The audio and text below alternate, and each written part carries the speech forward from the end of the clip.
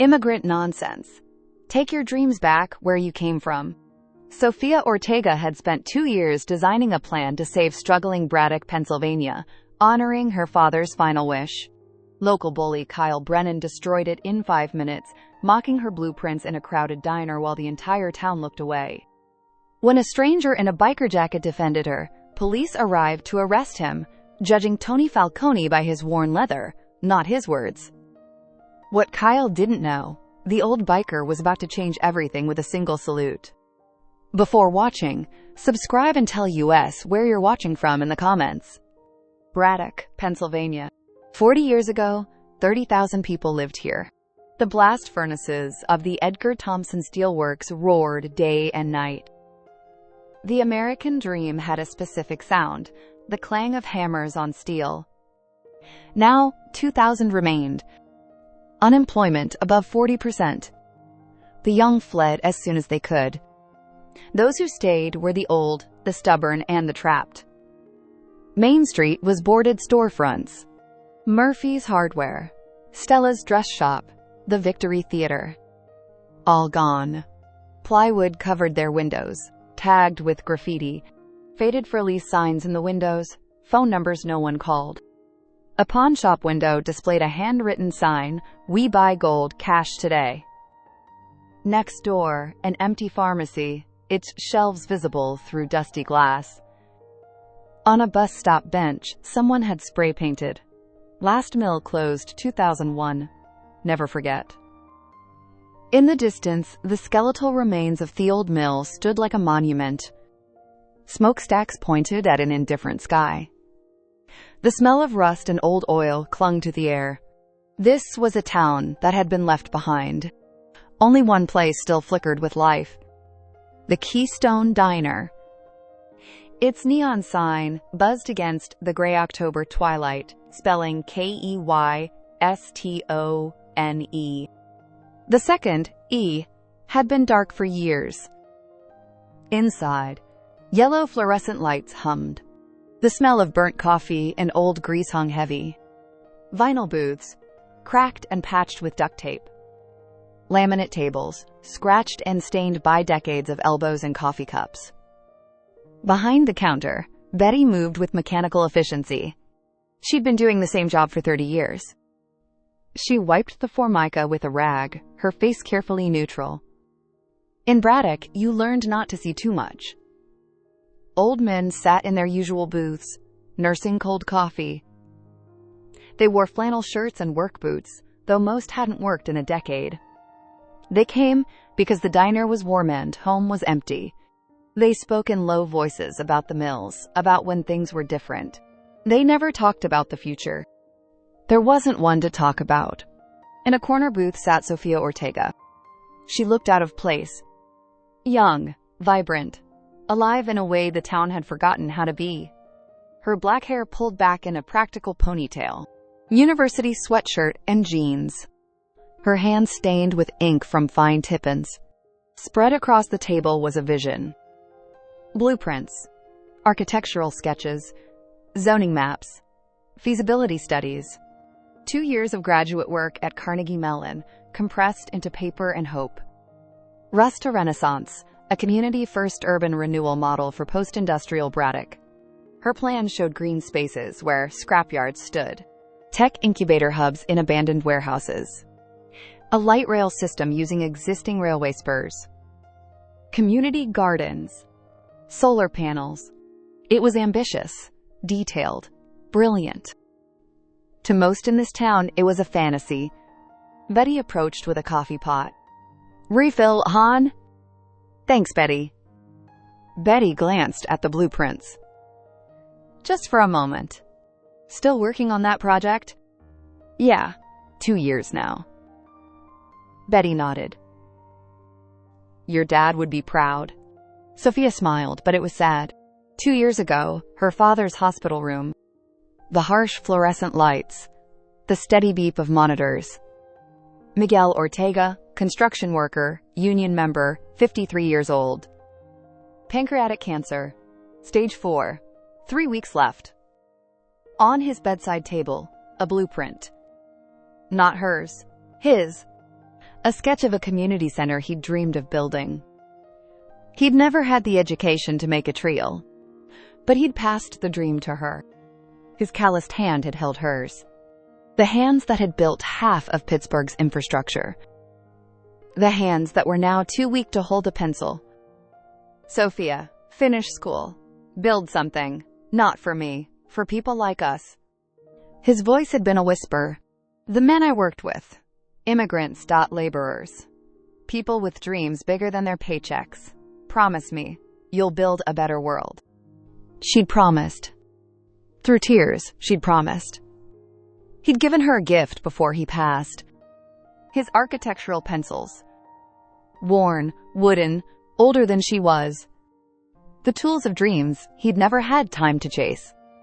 Use these. Finish what I started, Mija. She'd kept them. They were paper-clipped to her blueprint now. A reminder. A promise. Sofia looked down at her plans, her father's pencils resting on top. This blueprint was that promise. Material. Betty moved away. In the next booth, Frank sat alone. An old steelworker. He'd worked briefly with Miguel years ago. Blast furnace crew. 1997 to 2003. He watched Sofia's drawings from the corner of his eye. He came here 3 times a week. Same time. Same booth. He always looked at her plans, but he never spoke to her. Today, his eyes lingered on the sketch showing the old factory transformed. Solar panels. Green roofs. Life where there had been decay. Something flickered in his eyes. Hope? Doubt? But he said nothing. In Braddock, you didn't speak of hope. Hope only led to disappointment. His coffee cup trembled slightly in his hands. At Miguel's funeral, Frank had made a promise. I'll watch out for Sofia. I swear it, Miguel. But watching wasn't the same as doing. And Frank had been watching this town collapse for 20 years. 6 months ago, Sofia had presented to the town council. She'd spread her drawings on the table. Explained the economics in careful detail. This light rail system could create 500 jobs. The tax revenue from new businesses would fund schools, infrastructure. Real numbers. Real projections. The council members hadn't been listening. One checked his phone. Another yawned. The chairman had said, "Thank you, Ms. Ortega. We'll consider it." They didn't consider it. They moved to the next agenda item. 2 years of research. Dismissed in 5 minutes. Sofia had tried business owners, state agencies. No one wanted to look at the numbers. They told her she didn't understand how things worked here. So she sat in the Keystone Diner, refining her plans. Hoping someone would see what she saw. Hoping someone would believe. That's when they noticed her. Kyle Brennan and his friends pushed through the door. Early 20s. Local boys who'd graduated high school and then nothing. No college, no stable work, no plans. They drifted through town, their days filled with resentment and Mountain Dew. A growing sense they'd been cheated out of something they couldn't name.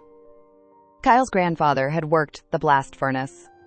A proud union man who'd bought a house and raised 4 kids on a steel worker's wage.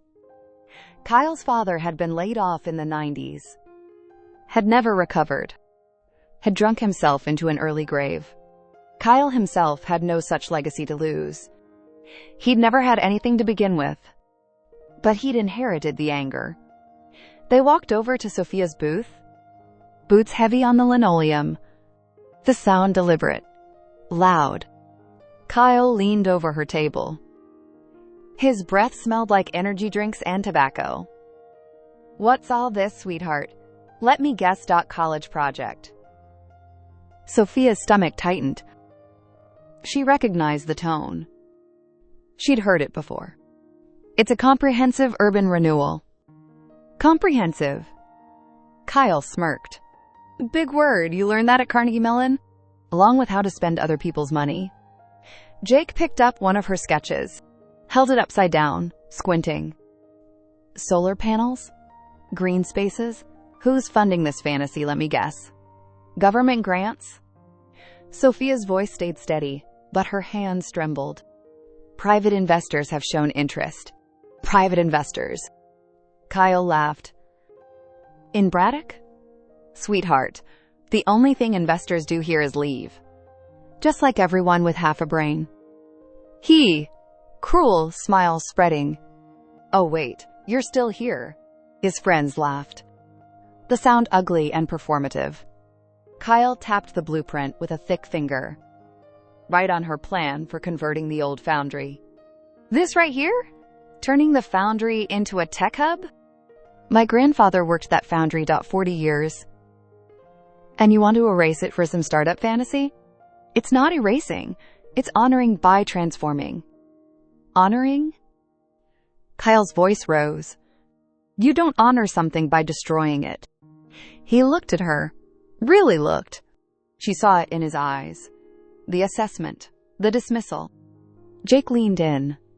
Wait, Ortega, your dad was that construction worker, right? Kyle's face lit up with calculated cruelty. Oh, yeah. Miguel. He was here legally, at least. That's more than most can say. Sofia's throat tightened.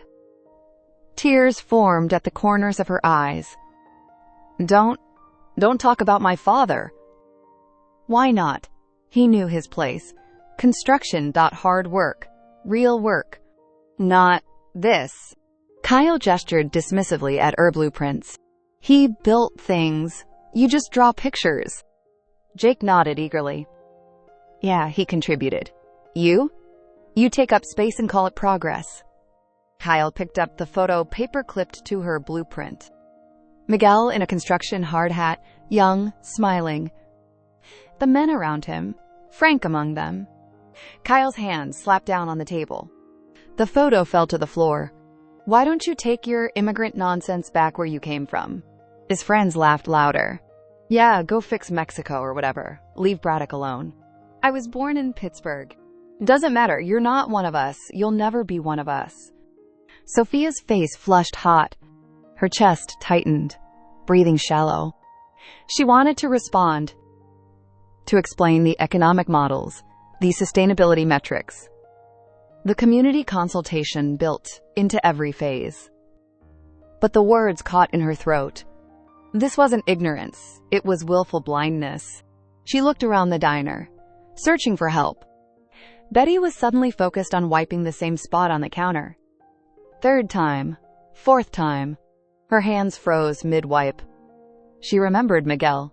Always tipped 30%, even when broke. Sofia used to do homework in this booth. Asa, teenager. Betty's throat tightened. She wanted to speak. But the last person who interfered had lost their job. She kept wiping. Fifth time. The old-timers who'd been glancing at her drawings all evening now found their coffee cups fascinating. Frank met her eyes. Just for a second. She saw it there. Guilt. Sympathy, even. His coffee cup shook in his hands. Miguel's voice echoed in his mind. Frank, you watch out for Sofia, okay? He'd promised at the funeral. Now his mouth wouldn't open. Vocal cords frozen. He was failing Miguel's trust in real time. Shame burned his throat. Then he looked away. In Braddock, you didn't make waves, didn't stand out, didn't interfere. The town had taught them the cost of visibility was too high. Sofia felt utterly alone. The diner, which moments ago had felt like neutral ground, now felt hostile. Her vibrant plans, her carefully researched vision, looked suddenly fragile. Foolish, even. Kyle was still talking, voice dripping with mockery. But Sofia had stopped hearing the words. All she heard was the silence of everyone else. The complicity of their turned heads and averted eyes. The diner door swung open. A gust of cold October air rushed in, carrying the smell of coming rain and dead leaves. A man entered. 50s. Average height but solid. The kind of build from decades of physical work. Faded brown leather biker jacket, worn at the elbows. Plain black t-shirt underneath, worn jeans. Heavy boots. gray at the temples, hair cut short but not military. His face deeply lined, the kind that come from squinting into welding torches. But his eyes were sharp, intelligent, watchful. His hands told a story, calloused, scarred from old burns and cuts. The hands of someone who'd worked with machinery and metal. But his nails were clean, trimmed, not the hands of someone currently doing hard labor. A contradiction no one noticed. They saw the jacket, they saw the boots, that made their assessment. Biker, probably trouble. Best to ignore. Tony Falcone walked to the counter. Sat on one of the stools. Black coffee, he said to Betty. She poured without a word, without meeting his eyes. Tony wrapped his hands around the mug but didn't drink. Instead, he looked into the mirror behind the counter, the one that gave a view of the entire diner. He watched. He saw the young woman in the corner booth, table covered in papers. He saw the group of young men around her, body language aggressive, territorial. He heard their voices, the mocking tone. He saw her face, the flush of humiliation, the way her hands trembled slightly as she tried to gather her papers. He saw the other patrons do nothing. He heard the word, immigrant. Something cold and familiar settled into his stomach. A quiet fury, the kind that had been banked for years but never extinguished. His eyes scanned the blueprints from across the room. Even from here, he could see the water reclamation diagram. His professional eye caught the technical precision. Smart, very smart. He listened for another moment, his jaw tightening. Then, leaving his coffee untouched, he stood. He walked over to the booth, didn't hurry, didn't raise his voice. His presence alone seemed to shift the air. That's enough. His voice was low, gravelly, like stones rolling in a river. It carried authority without volume. Kyle turned, ready to challenge. His adrenaline already up from tormenting Sofia. What's it to you, old man? Tony ignored him entirely. His eyes went to the blueprints spread across the table.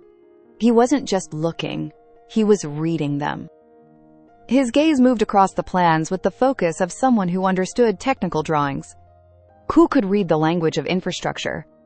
He leaned in slightly, his finger hovering over a section detailing water reclamation. His voice quiet but clear. This is smart. You're repurposing the old foundry's runoff channels. Sofia's head snapped up, eyes wide with surprise. He moved his finger to another sketch. The light rail proposal. And this. Using the existing railway spurs for a commuter line to Pittsburgh. That's not a fantasy. That's logistics. You've even accounted for the grade differential. He straightened, looked first at Sofia with a flicker of genuine respect, then at Kyle. His expression hardened. She's done more homework on this town's future than you've done on its past. He did, letting the words land. This town was built by immigrants, by people with dreams bigger than themselves. He looked directly at Kyle. It's called a future. You should try imagining one. The diner went silent. The old-timers froze mid-sip. Betty stopped wiping. Even the fluorescent lights seemed to dim under the weight of what had been said. For Sofia, it was like someone had opened a window in a sealed room. She could breathe again. This stranger, this man in a leather jacket who looked like he belonged on a Harley. He understood her work, more than understood, respected it. But for Kyle, it was something else entirely. Public humiliation. This old biker, this nobody, had just sided with her, against him. In front of everyone, Kyle's face turned a blotchy red. Jaw clenched so tight his teeth ached. You threatening me, old man? You think that jacket makes you tough? Tony didn't move, didn't blink. The jacket's just leather. It's what's underneath that you should worry about. He did. But you won't. Because thinking isn't your strong suit. Kyle stepped closer, fists clenched. Or what? You gonna hit me? This was the moment Kyle had been angling for. The provocation. The excuse. Tony simply held his gaze, unblinking. Unmoved. Go sit down, Kyle. Don't make this worse. For a long moment, the two men stood there. Tension thick enough to cut. Kyle's friend shifted nervously, suddenly unsure. Then Kyle stepped back, face twisted with rage and humiliation. You're gonna regret this, he hissed. He and his friends stormed toward the door, shoving chairs aside, slamming it so hard the bell above jingled violently. But they didn't leave. Through the window, Sofia could see them huddling just outside, in the shadow beyond the neon light's reach. Kyle pulled out his phone, face illuminated by the screen. He threatened me, Kyle said to his friends, voice carrying just enough to be heard. You all saw it, right? One friend nodded. Yeah, man. Totally. Kyle's grin was cruel, triumphant. Call the cops. Tell them there's a biker in the diner threatening customers. Tell them he tried to hit me. Another friend hesitated. Dude, he didn't actually. Doesn't matter, Kyle cut him off. Look at him. Biker jacket, attitude. Cops'll believe us, they always do. The call was made. Inside the diner, unaware of what was unfolding outside, Tony sat down in the booth across from Sofia. The adrenaline fading, leaving behind familiar weariness. You okay, kid? Sofia nodded, still shaken, still processing. Thank you. You really understood the plans. Tony allowed himself a small, tired smile. I used to work in the mills. Long time ago, I know this town's bones. What you're doing, it takes guts. He was about to say more when the wail of sirens pierced the night. Red and blue lights flashed through the windows, washing over everyone in harsh, rhythmic waves. Sofia's stomach dropped. No, 2 police officers pushed through the door. Young, expressions hard and rehearsed. Their eyes immediately scanned the room, locked onto the man in the biker jacket. The equation was simple, automatic. Biker jacket plus disturbance call equals problem. Sir, Officer McCann, hand resting on his holstered weapon. We received a call about a man threatening patrons. We need you to step outside. Sofia jumped to her feet, chair scraping loudly. Officer, no, voice high with panic. There's been a mistake. He didn't do anything. Those boys outside, they were harassing me. This man defended me. Officer McCann glanced at her. He saw a young woman, emotional, probably involved somehow, but not a credible witness. Not in the way that mattered. Ma'am, with all due respect, you're involved. That makes you partial. Not credible. Sofia's voice broke. Partial? They harassed me. That's your version. We have 3 consistent statements from uninvolved parties saying otherwise. Uninvolved? They're his friends. McCann's tone remained calm, professional, dismissive. Ma'am, if you continue to interfere with this investigation, I'll have to ask you to step outside. Are we clear? Sofia felt the words like a physical blow. Her testimony, her truth, dismissed. Because she was involved. Because she was the victim. Ask anyone here. They all saw it. McCann looked around the diner, eyebrows raised in challenge. Anyone want to corroborate her story? The silence was deafening. Betty stared at the counter. Frank, the old-timer who'd worked with Sofia's father, studied his coffee cup as if it held the secrets of the universe. Another man coughed and looked away. No one spoke. Their silence was a verdict. See? The second officer said, almost gently, like explaining something to a child. No one's backing up your story, ma'am. Sofia felt the world tilt. This couldn't be happening. The man who'd stood up for her, the only person in this entire town who'd shown her basic human decency, was being arrested. Because of how he looked. Because the system was designed to believe people like Kyle over people like him. "Sir." McCann turned back to Tony, voice hardening. "Put your hands behind your back. You're being detained for questioning on suspicion of assault and making criminal threats." "This is insane," Tony said, voice low butte-edged with anger. "I did not threaten anyone. I de-escalated a harassment situation. You should be talking to those kids outside.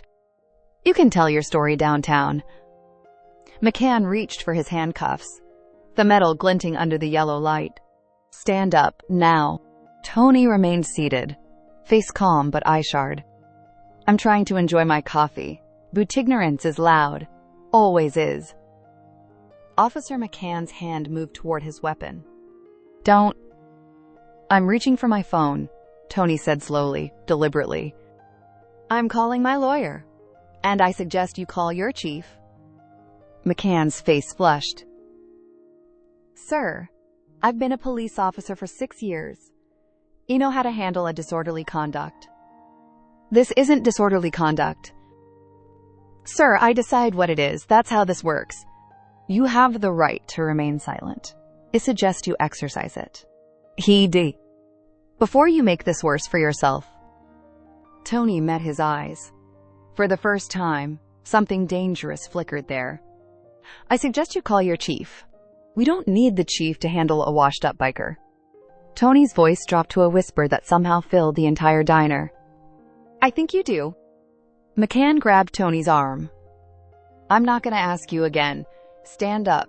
The second officer moved behind Tony, boxing him in. Sofia watched, horror and helplessness washing over her in equal measure. This was the system. This was Justice and Braddock. The rules didn't just bend against people like her and Tony.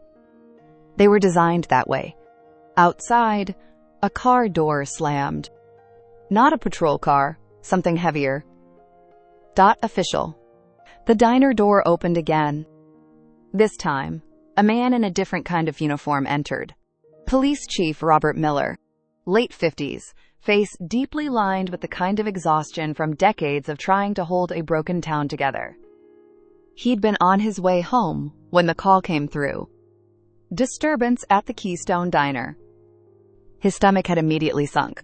"Chief Miller, what are you doing here?" McCann stammered, hand still on Tony's arm but grip loosening. Miller didn't answer immediately. His eyes swept the diner. Practiced assessment of a man who'd walked into 1,000 bad situations. He saw his officers. Saw the young woman, tears in her eyes. Saw the blueprints scattered on the table. Then he saw the man in the leather jacket. His blood turned to ice. Time stopped. Recognition hit like a physical blow. Those eyes.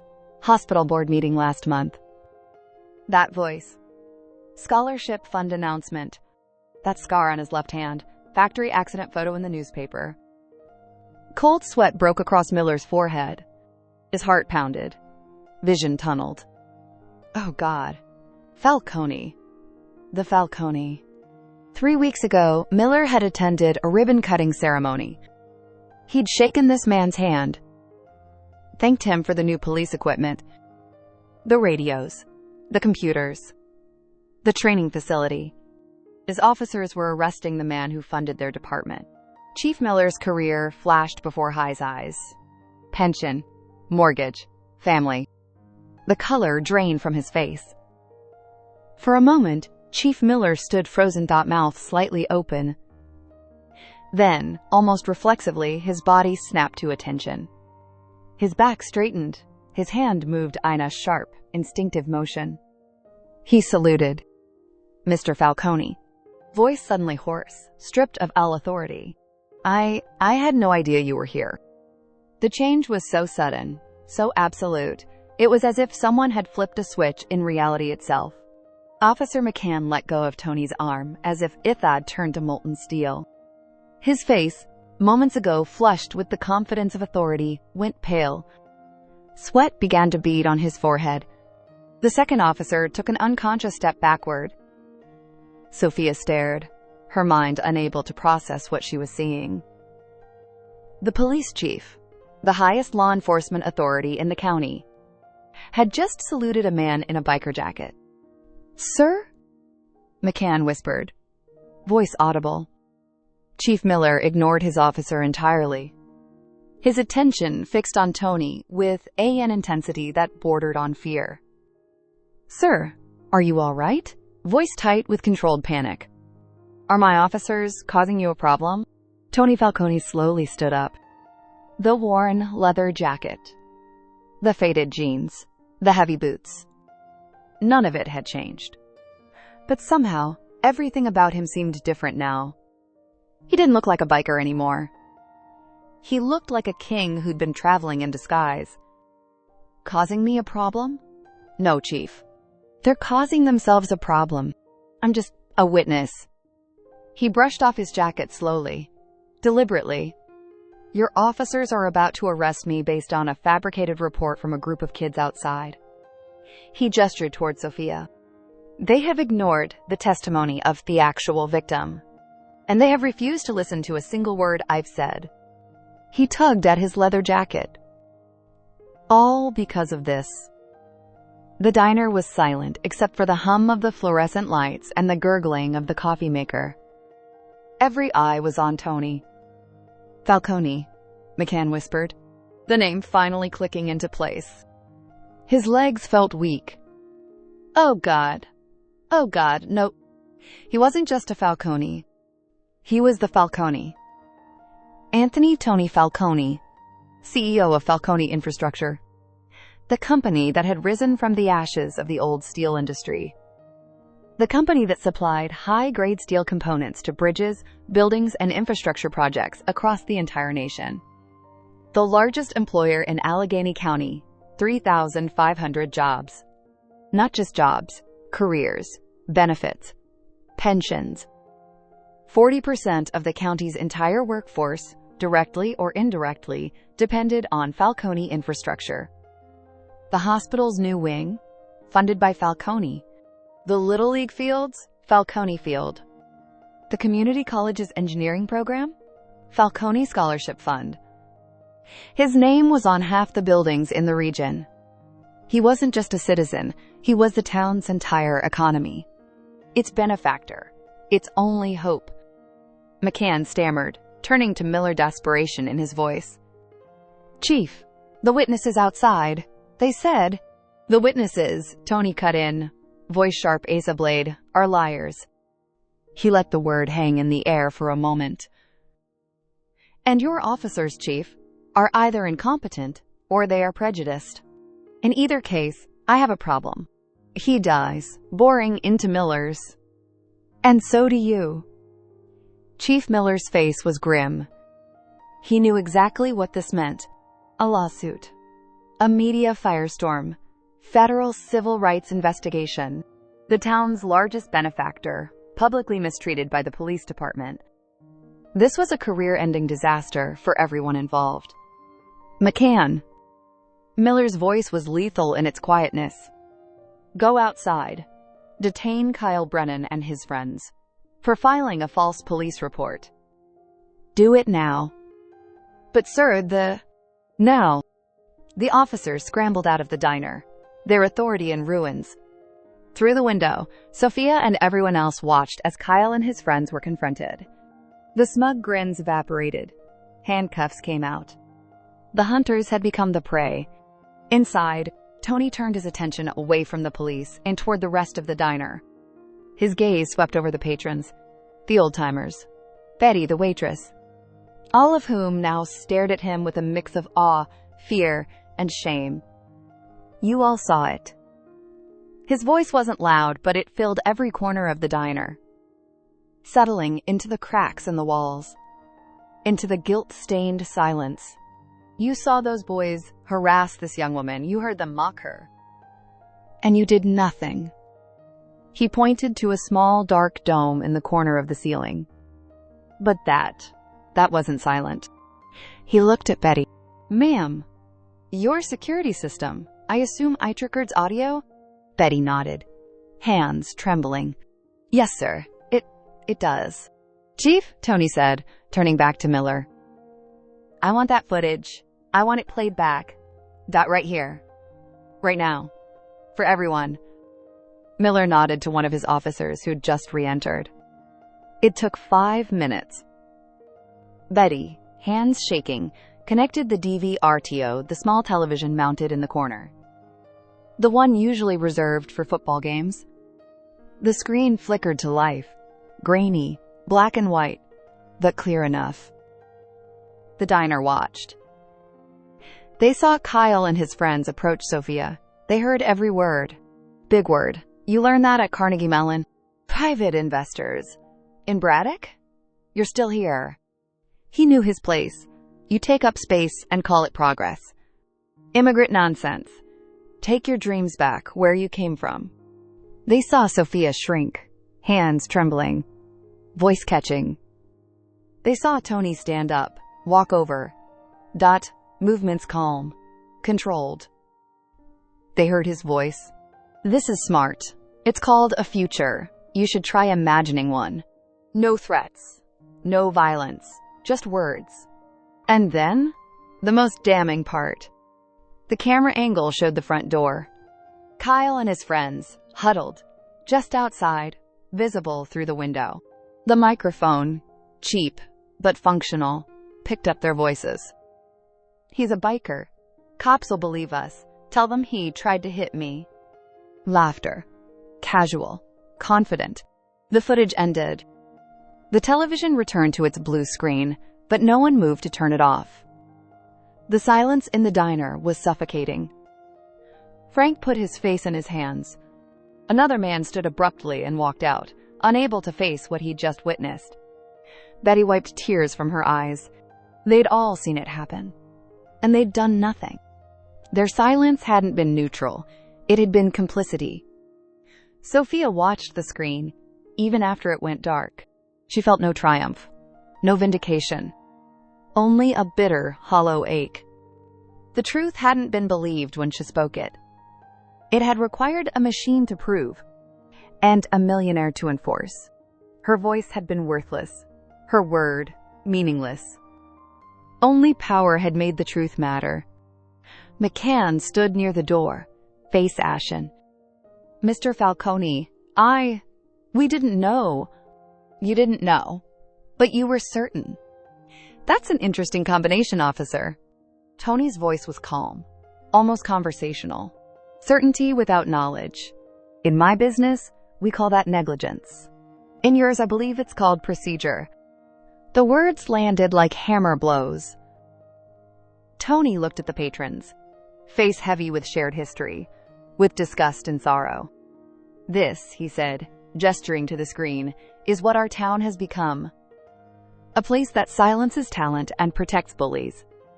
A place that judges a man by his jacket and a woman by her skin. I want you all to think about something. He tapped his chest. My name is Falcone. My company's name is on the hospital wing. It's on your kids' Little League jerseys. So when I demand evidence, it appears. When I call the chief, he shows up. He looked directly at Sofia. But what if I was just Tony? A retired steelworker in a biker jacket? What if I didn't have that power? Would I be in the back of a police car right now? He let the question sit. Would her voice ever have been heard? No one could meet his gaze. Justice shouldn't depend on who I am. It should be for everyone. Or it's not justice at all. He looked at his leather jacket, brushed it gently. This jacket? I've worn it for 20 years. My wife bought it for me, before she passed. To them, it's a criminal's costume. Funny thing about costumes, everyone's swearing one. The difference is, mine you can see. Outside, the sounds of Kyle and his friends being read, their Miranda rights drifted in. The liars were being led away in handcuffs. But the real trial, the one for the soul of the town, had just taken place inside the diner, and everyone except Sofia had been found guilty. The silence lingered long after the patrol cars pulled away, their lights fading into the Pennsylvania night. Chief Miller stood near the door, face etched with something beyond professional concern. This was personal. Mr. Falcone, he began, then stopped, correcting himself. Tony. He took a breath. I am deeply sorry. This department, we've failed. We'll do better. I swear it. Tony just nodded, the anger receding, leaving only deep, weary sadness. Bob, you didn't fail. You just forgot something. Miller looked up. What's that? The uniform doesn't make you right. It just makes you responsible. Miller nodded slowly, the weight of those words settling on him. He turned and left. Tony turned back to Sofia. The blueprints were still scattered on the table, some creased now from being grabbed and mocked, a testament to hope that had been battered but not broken. Tony sat down across from her again. Neither of them spoke for a moment. Don't let this stop you. Voice gentler now. He gestured to the diner, to the town beyond it. Don't let them stop you. What you designed, it's not just good, it's vital. Sofia shook her head, exhaustion in every line of her body. What's the point? She said quietly. Even if I build it, the people will still be the same. No new firmness in his voice. You don't build for them. You build with them. And sometimes you have to lead them, even when they don't want to be led. He reached into his wallet, pulled out a simple business card. It didn't say CEO, didn't have a corporate logo. Just his name, Tony Falcone, and a phone number. Tomorrow morning, he said, I'm going to make 2 calls. Sofia looked up, confused. The first call is to Mayor Donovan, to inform him that I am personally funding an urban renewal project for Braddock. Full capital investment, no strings. He slid the card across the table. The second call is to the dean at Carnegie Mellon, to tell him I'm poaching his best student. Because you're not finishing your thesis in a classroom. Sofia's eyes widened. What? Your plans. A small smile touched his lips. They're brilliant. And Falcone Infrastructure is putting its full resources behind them. We're going to build your vision, exactly as you designed it. He leaned forward. But there's a condition. I'm not funding a project, I'm investing in a leader. You're going to run it. All of it. Hiring, zoning, community outreach. You're going to show this town what its future looks like. Sofia stared at him, unable to speak. This wasn't just an investment. This was a transfer of power. The man who had been judged and dismissed was now using his authority to lift up the woman who'd also been judged and dismissed. He wasn't just correcting a single injustice. He was dismantling the entire system that had enabled it. I don't know what to say, Sofia whispered. Don't say anything. Just be ready to work. Sofia took a breath. A small smile touched toward her lips, new confidence rising. Mr. Falcone, I've been ready for 2 years. The question isn't whether I'm ready. It's whether this town is ready to listen. Tony laughed, the first genuine laugh of the evening. No, but that's never stopped anyone worth hiring. He reached into his pocket, placed a $50 bill on the counter for the coffee he'd never touched. Betty tried to refuse it, but he shook his head. He walked toward the door. Then, he looked back at Sofia, at the blueprint spread before her, at this young architect who was about to build a town from its broken foundation. Actually, scratch that. You're not on my team. I'm on yours. You're the architect. I'm just the bank. He smiled. Now go build something they can't ignore, the way your father would have. The door swung shut behind him, the bell jingling softly. Sofia sat alone in the booth, the business card in her hand. For a long moment, she didn't move. Then, slowly, one of the old-timers, Frank, stood from his booth. He walked over, steps hesitant, face lined with shame. Sofia, Miss Ortega, I need to say something. Sofia looked up, eyes tired. I knew your father, Miguel. Sofia's expression softened slightly. We worked together. Edgar Thompson Mill. Blast Furnace Crew, 1997 to 2003. He mentioned you. Said you were a good man. Frank's voice cracked. I'm not. I proved that tonight. He took a breath. Miguel saved my life once. Literally. A chain snapped on the overhead crane. He pushed me out of the way, took the hit himself, broke 3 ribs. Sofia didn't know this. Her eyes widened. He never told me. That was Miguel. Never wanted credit. Frank's hands trembled. At his funeral, I promised him, I'll watch out for Sofia. Those were my exact words. He did. And tonight, when those boys came after you, I just sat there. Sofia's voice was quiet. You were afraid. That's no excuse. Your father wasn't afraid. When that crane fell, he didn't think. He just acted. Because it was right. But that crane could have taken you away from your family. And those boys could have hurt you worse if nobody stepped up. I should have been that person. Frank met her eyes. Turns out, watching isn't the same as doing. I've been watching this town collapse for 20 years. Sofia's voice was steady. Strong. Then stop watching. Start building. Frank nodded. Tears in his eyes. I can't undo tonight. But I can, if you'll let me. I'd like to help. With your project. Help how? I'm retired. But I still know every contractor in this county. Every zoning officer. Every union representative. I can open doors. He did. Your father believed in you. I should have too. Let me prove I can be the man Miguel thought I was. Sofia extended her hand. Okay, Frank. Let's honor his memory together. Frank shook her hand, his grip firm. Thank you. Thank you for giving me a chance. A moment later, Betty came over with a fresh cup of coffee. On the house, voice rough, and, I'm sorry too. Sofia looked up at her. For what? For wiping that same spot on the counter 17 times instead of speaking up. Sofia's lips curved into a small smile. I counted. It was 19. Betty laughed through tears. Then I owe you 2 more apologies.